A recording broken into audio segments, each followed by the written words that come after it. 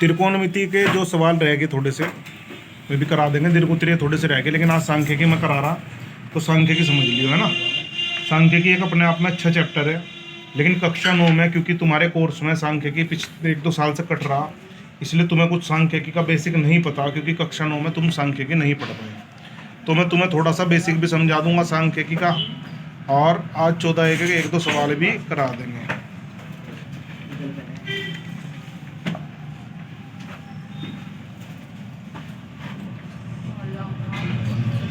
सांख्यिकी, ठीक है ना। अब सांख्यिकी में 3 चीज हो भैया, समांतर माध्य, माध्यिका और बहुलक। समांतर माध्य को औसत भी कहते हैं।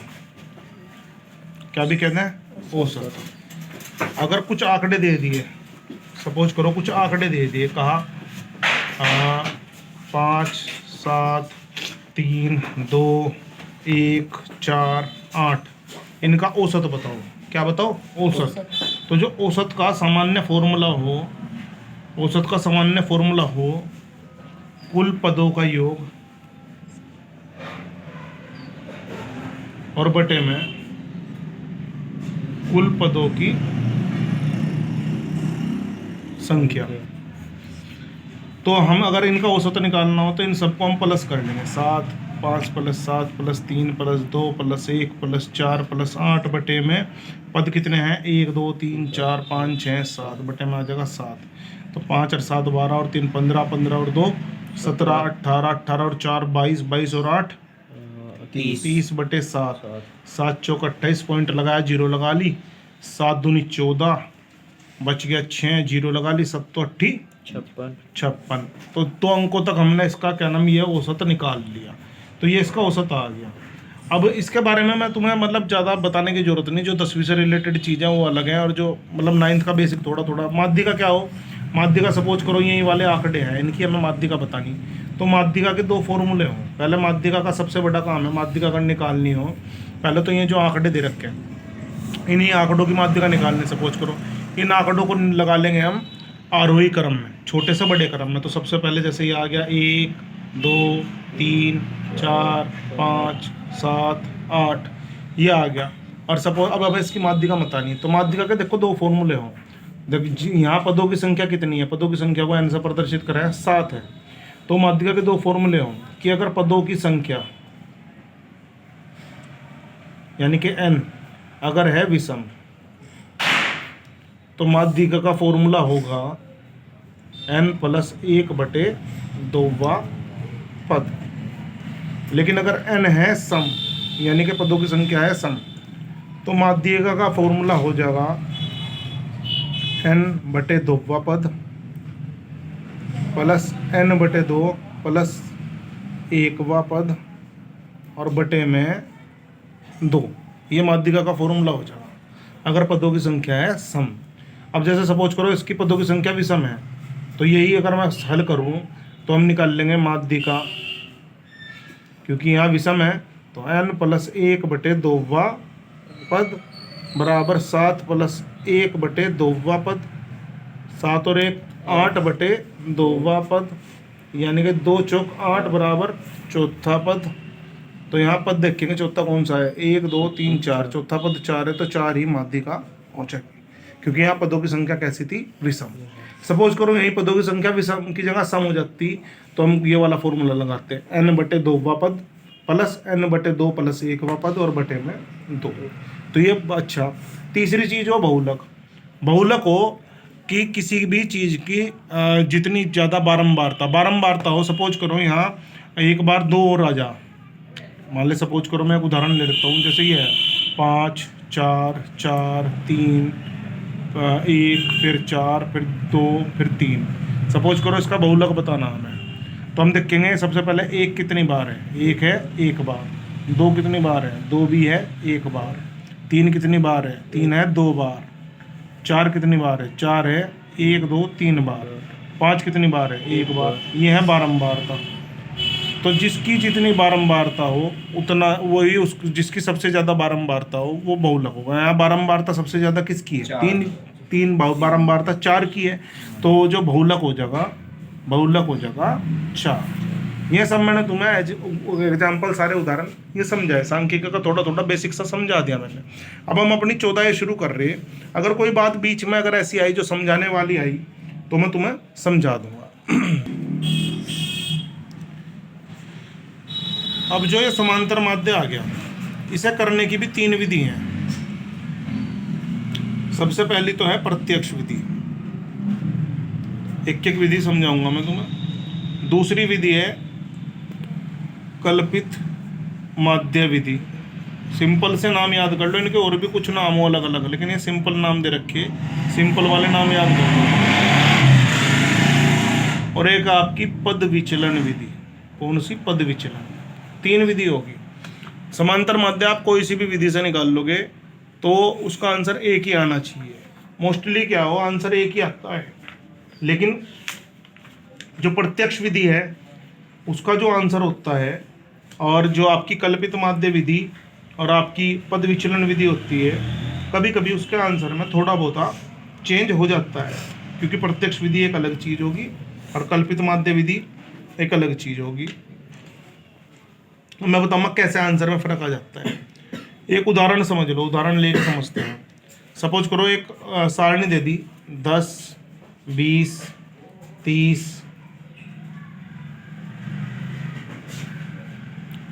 36, उदाहरण दे रखा 36, और फिर 40, 50, 56, 60, 70, 72, 80, 88, 92 और 95, और इनके नीचे मान दे दिए इनके 1,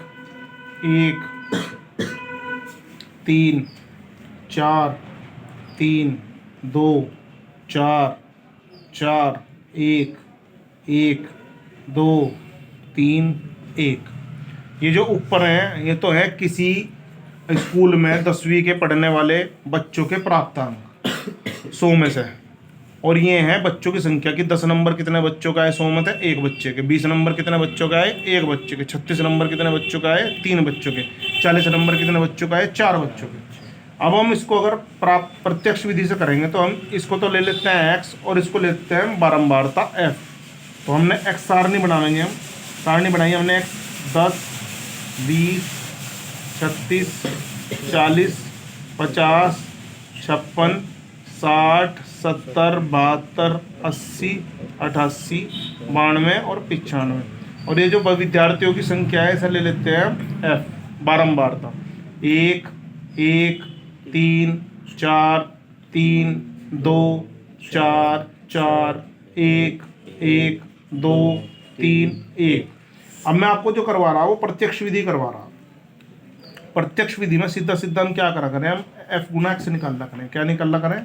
f गुना x, यानी कि इसकी गुना इसमें कर दो। 10 एकम 20 एकम 36 तिया 108, 40 चौका 160, 50 तिया 150, 56 दूनी 112, 60 चौक 240, 280, 72 एकम 72, 80 एकम 80, 88 दूनी 176, 92 तिया 276 और 95 एकम 95। ये आ गया हमारा f गुना x। सीधी सिंपल गुना, मेरे हिसाब से समझ में आ रहा होगा। ये विधि है आपकी प्रत्यक्ष विधि। तो प्रत्यक्ष विधि से हम कैसे निकालते हैं, समझने वाली बात है। तो प्रत्यक्ष विधि से हमें जो x और f वाले आंकड़े दिए हों उनकी डायरेक्ट गुना कर लेते हैं, f गुना x। अब इसका यहाँ निकालते हैं हम, इसके बाद योग। क्या निकालते हैं? और जब हम पूरी लाइन का योग करते हैं तो उसमें हम सिग्मा लगा देते हैं। सिग्मा f हो जाएगा और ये सिग्मा fx हो जाएगा। ठीक है जी।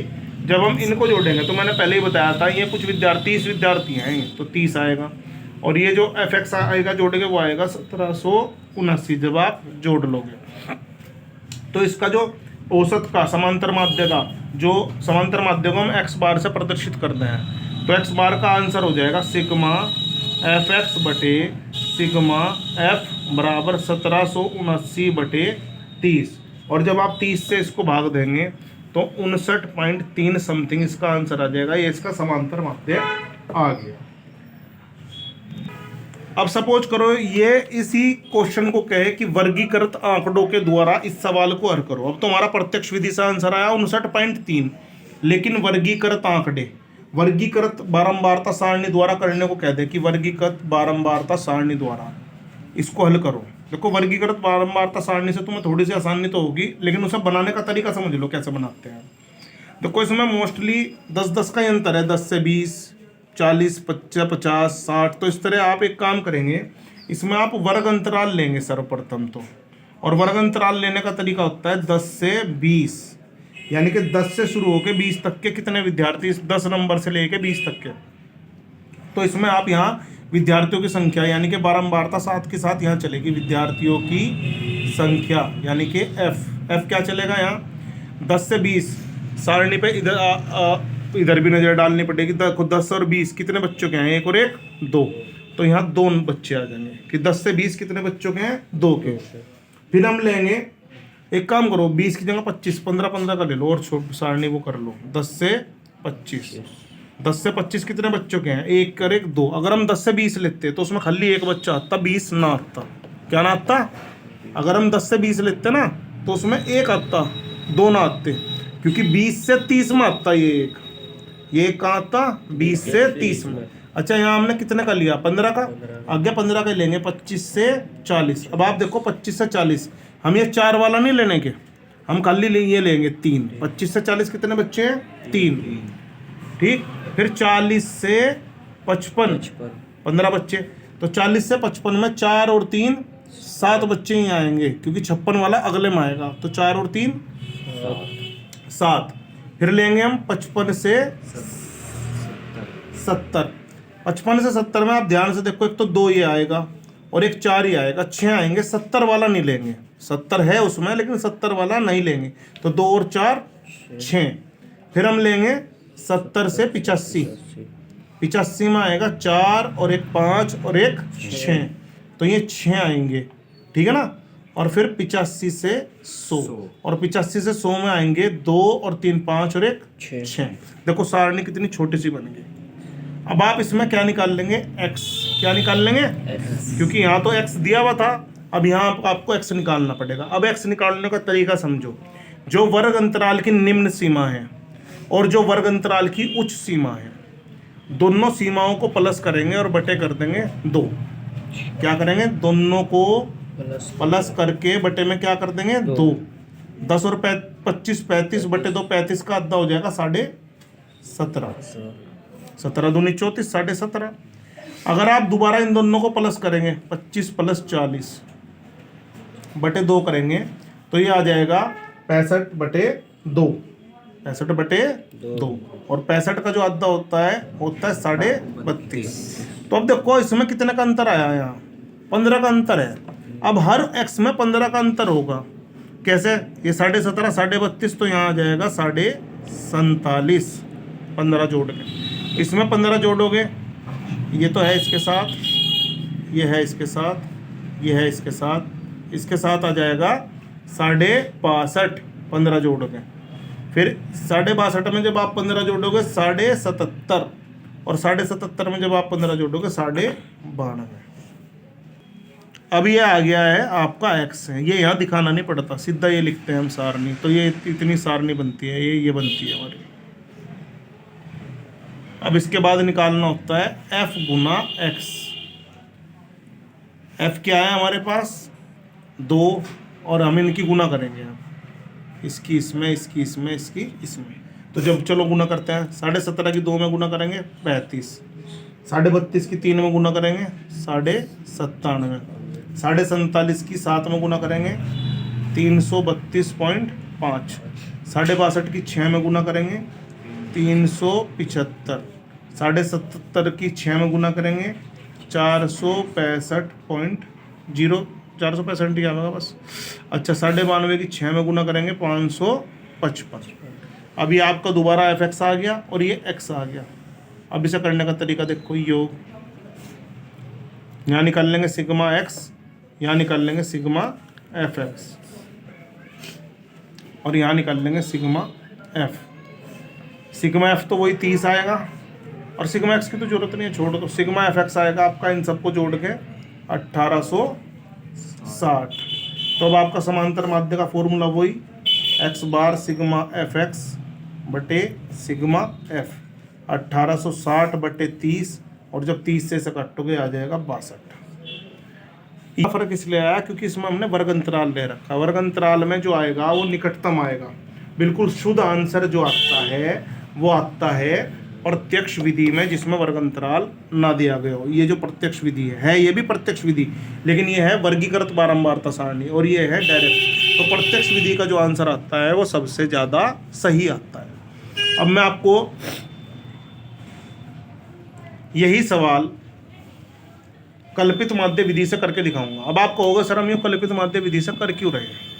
आपने एक बात देखी होगी, जब हमने यहाँ कैलकुलेशन करी तो हमारी कैलकुलेशन बहुत बड़ी थी भाई। 47.5 की 7 में गुना करो, 62 की 6 में गुना करो, तो बिना कैलकुलेटर के तो ये संभव नहीं है जी।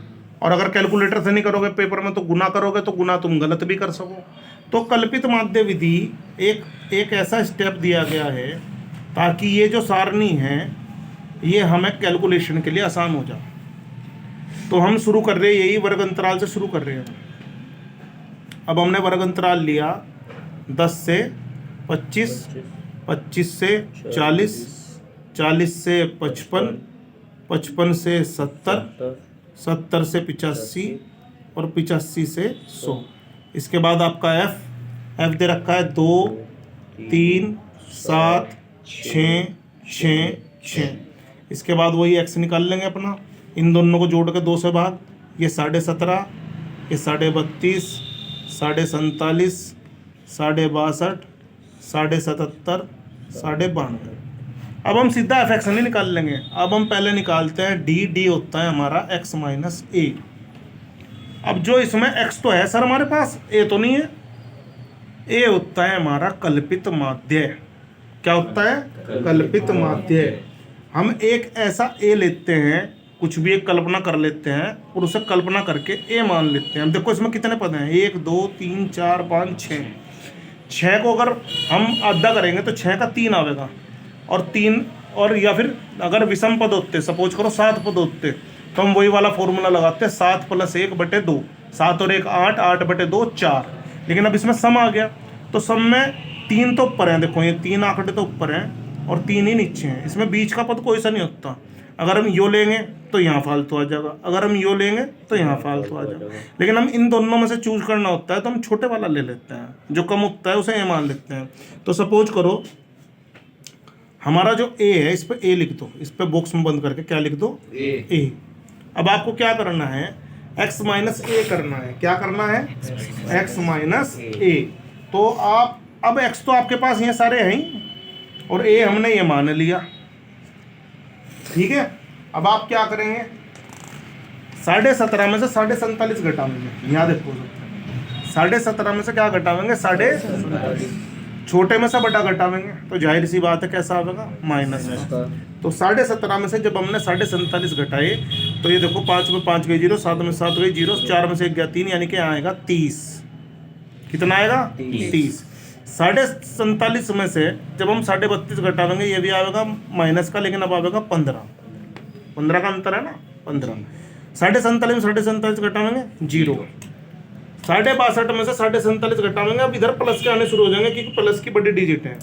तो ये आएगा आपका 15, ये आएगा आपका 30 और ये आएगा आपका 45। देखो ये छोटी डिजिट आ गई। अब इनका काम तुम्हारा x का तो हो गया खत्म, x की जरूरत नहीं रही अब हमें। अब हम निकाल लेंगे यहाँ सीधा f गुना d। f गुना d देखो कितनी आसान कैलकुलेशन पड़ेगी। 30 दूनी 60, 15 तिया 45, यहाँ 0, 15 छिक्का 90, 30 छिक्का 180 और 45 छिक 6 पंजे 30 की 0 हासिल लगी 3 और 6 चौक 24 और 3 27, 270। अब देखो कैलकुलेशन आसान होगी ना। अब फिर यहाँ वही खींचेंगे हम लाइन खींच के योग में यही सिग्मा एफ तो 30 है और यहाँ निकाल लेंगे बस सिग्मा एफ डी निकाल लेंगे। तो ये दोनों डिजिट तो है माइनस की, बाकी सब है प्लस की। तो प्लस की जोड़ के माइनस की घटा देंगे।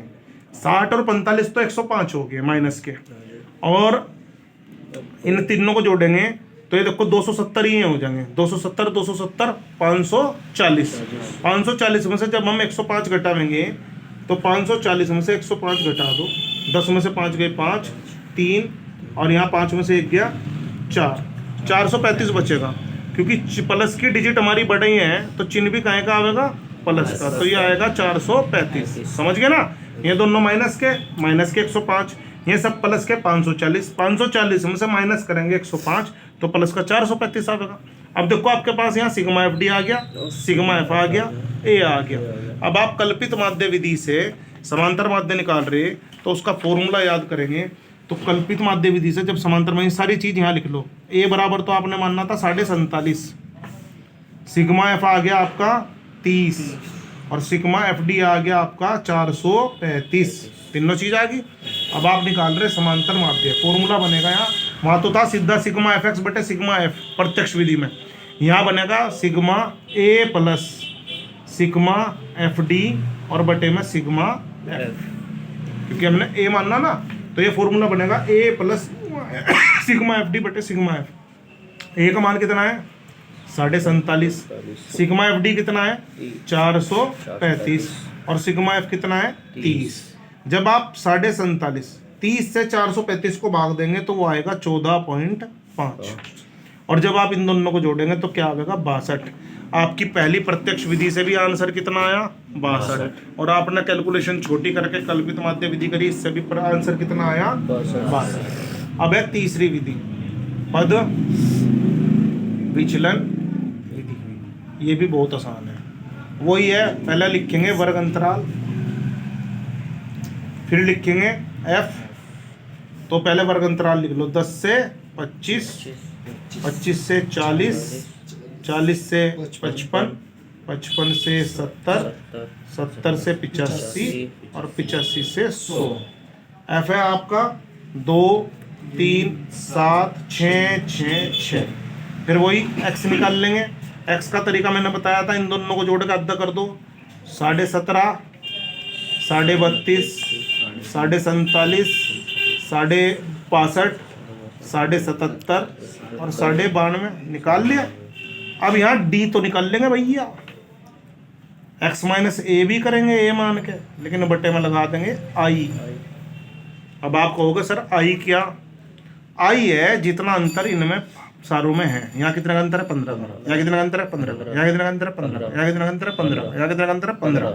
तो जो भी x माइनस ए करोगे, जो भी डिजिट आवेगी उसे 15 से दोगे भाग।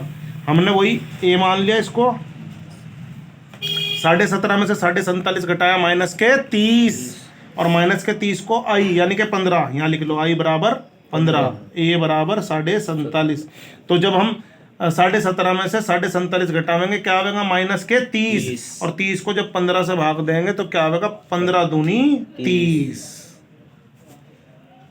फिर यहाँ 32.5 में से 47.5 घटाएंगे तो क्या आएगा माइनस के 15, तो माइनस के 15 को जब 15 से भाग दोगे माइनस का 1। बस इतना देख तो, कुछ नहीं घटाना कुछ नहीं करना, डायरेक्ट लिख दो 0 1 2 3।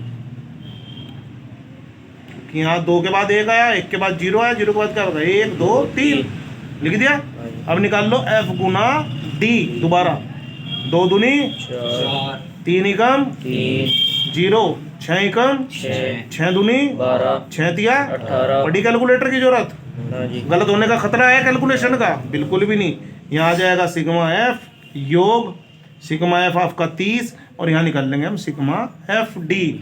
4 और 3 7, 12 में से 7 गए 5, 5 और 6 11, 11 और 18 29। बताओ समझ में आ गया क्या? सारी चीजें आ गई, बिना कैलकुलेटर के आ गई। फॉर्मूला क्या बनेगा वो समझ लो। अब फॉर्मूला थोड़ा सा एक डिजिट और चेंज हो जाएगा, समांतर माध्य का फॉर्मूला हो जाएगा ए प्लस सिग्मा एफ डी बटे सिग्मा एफ था ना, बस इसमें क्या आ जाएगा अब गुना में आई। क्या आ जाएगा गुना में आई। मान रख दो, ए का मान वही 47.5, सिग्मा एफ डी का मान 29, सिग्मा एफ का मान 30, और गुना में क्या आ गया आई। आई माने 15, 15 दूनी 30, 29.5 का आधा 14.5 और 14.5 और 47.5 62। बताओ कौन सी विधि सबसे पसंद आई। अब ये 3 विधि मैं आपको समझा चुका हूँ, इन तीनों विधि को दोबारा देख लीजिएगा। एक सवाल कल को दोबारा हम तीनों विधि से आपको दोबारा समझाएंगे अगली वीडियो में, तो फिर भी समांतर माध्यम मेरे हिसाब से आपकी समझ में आ गया होगा। अगर कहोगे तो कल को दोबारा समझा दूंगा एक सवाल और, वरना ये सांख्यिकी का बेस्ट मैंने अपना तुम्हें समझाने की कोशिश करी। कुछ नहीं समझ में आया होगा तो आप पूछ सकते हैं। आज की वीडियो के लिए धन्यवाद। सब्सक्राइब करें, लाइक करें, कमेंट करें, शेयर करें, स्टेटस पर लगा लियो सारे स्टूडेंट्स। धन्यवाद।